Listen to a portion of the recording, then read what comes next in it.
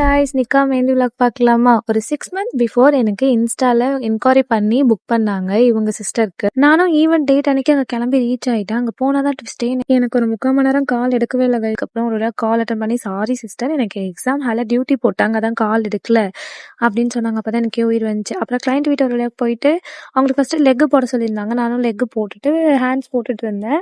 எனக்கு ஸ்ட்ரேஞ்சர்ஸ் 2 ஃப்ரெண்ட்ஸுங்குவாங்களா, அது போல தான். ஏன்னா இவங்க வந்து எனக்கு தெரிஞ்சவங்க மூலியமாக போல, ஃபுல் அண்ட் ஃபுல் இன்ஸ்டா மூலியமாக தான் போயிருந்தது.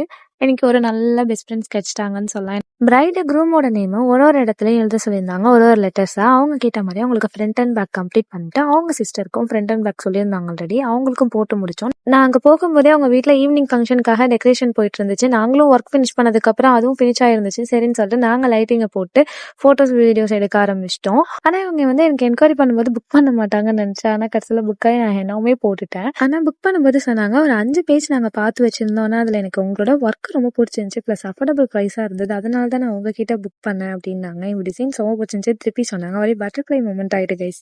உங்களுக்கும் இதே போல் நான் மெஹந்தி போடணும்னா என்னோட பேஜை டிஎம் பண்ணுங்கள், மறக்காம ஃபாலோ பண்ணுங்கள் கைஸ். தேங்க்யூ. நெக்ஸ்ட் vlogல பார்க்கலாம்.